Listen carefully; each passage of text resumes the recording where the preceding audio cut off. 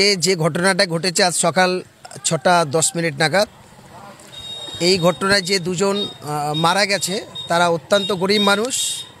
তারা সুন্দরবন আলমানার মিশনের কর্মরত দারোয়ান ছিলেন। তো যে ঘটনা ঘটেছে সেটা খুব দুঃখজনক। সবথেকে বেশি দুঃখজনক হলো এটাই যে এই টোটোটা যখন যাচ্ছিলেন, যে বাসটা আসছিল সরকারি পরিবহন, সেই ড্রাইভার ঠিকভাবে ছিল না বলে এলাকার মানুষের অভিযোগ। ওই এলাকায় আমাদের বহু পরিচিত সাথী বন্ধুরা আছে, তারা বলছে ড্রাইভারটা সম্ভবত কোনো ডিং করেছিল বা এরকম কিছু হবে, বাসটা দুলে আসছিল। আসার পর যে টোটোটা অ্যাক্সিডেন্ট করছে সে ভয়েতে রাস্তার এক সাইডে নেমে গেছে।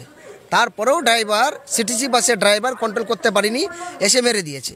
মারার পরে ঘটনাস্থলে দুজনার পুরো বিচ্ছিন্নতভাবে পুরো শরীরে চোটে স্পটে ডেড হয়ে যায়, পা পুরো ভেঙে চুরমার হয়ে যায় এবং সারা শরীরে রক্তে ভেসে যায়।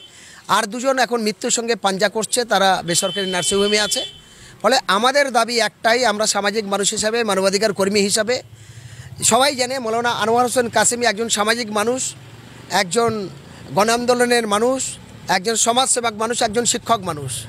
তানার মিশনে তারা কর্মরত, তিনি তো যা সাহায্য করার সেটা করবে, কিন্তু সাধারণ মানুষের পক্ষ থেকে বা আমাদের সাংগঠনিকভাবে আমরা রাজ্য সরকারের কাছে দাবি করব, পরিবহন দপ্তরের মাননীয় মন্ত্রীর কাছে এবং মুখ্যমন্ত্রীর কাছে আবেদন করব, যিনি মারা গেছেন হাসা লস্কর আর আনসার সাহেব, দুজনই খুব অত্যন্ত গরিব মানুষ। এদের পরিবার যেন ভেসে না যায়, মানবিকভাবে যেন এদের পরিবার একজন করে কোনো চাকরি পায় এবং এই পরিবার, দুটো পরিবার 10 লক্ষ করে 20 লক্ষ টাকা যাতে পায়। এবং যে আরেকজন যে দুজন মৃত্যুর সঙ্গে পাঞ্জা করছে তাদেরও অবস্থা খুব ভালো জায়গা নয়, খুবই খারাপ জায়গায় আছে। তা আমাদের দাবি সেই পরিবারও যেন মিনিমাম 5 লক্ষ টাকা করে সরকারি সাহায্য পায়, সেই আহ্বান আমরা রাজ্য সরকারের কাছে রাখছি।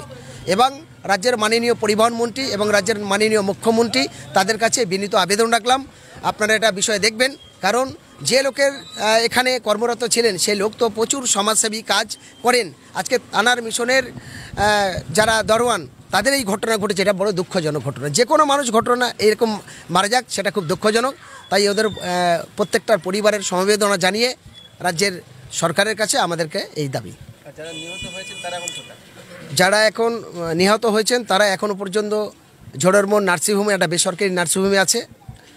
বেসরকারি নার্সিংহোমে থাকলে একটু চিকিৎসা ভালো হবে এবং খরচ একটা ব্যাপক হারে, সেক্ষেত্রে গরিব মানুষ পারবে না, নিশ্চিত তার বিকল্প ব্যবস্থা কিছু হচ্ছে। ফলে সেই জায়গা দাঁড়িয়ে আমরা তো বলেছি যে সরকারের কাছে আবেদন, এই অসহায় মানুষগুলো যারা আজকে মৃত্যুর সঙ্গে পাঞ্জা করছে হসপিটালে বসে, জানি না তারা কতদিনে সুস্থ হবে, তাই সরকার যেন তাদের দৃষ্টি আকর্ষণ করে, তাদের দেখে।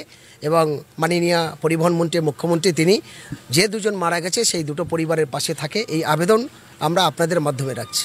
যারা মারা গেছে তাদের জানাজার নামাজ হবে আগামীকাল, অর্থাৎ 20 তারিখ, তাই তো? আগামীকাল 20 তারিখ সকাল 10টায়, বুধবার কালকে তো, বুধবার সকাল 10টায় জানাজার নামাজ হবে এই নির্দেশখালী আলমানার মিশনে। এখানে হবে বলে এখন পর্যন্ত আলাপ আলোচনা হয়েছে, বাকি ওনারা ফাইনাল আপনাদের জানাবে। জানাজা আগামীকাল সকাল 10টায় হবে, এই পর্যন্ত কথা হয়েছে।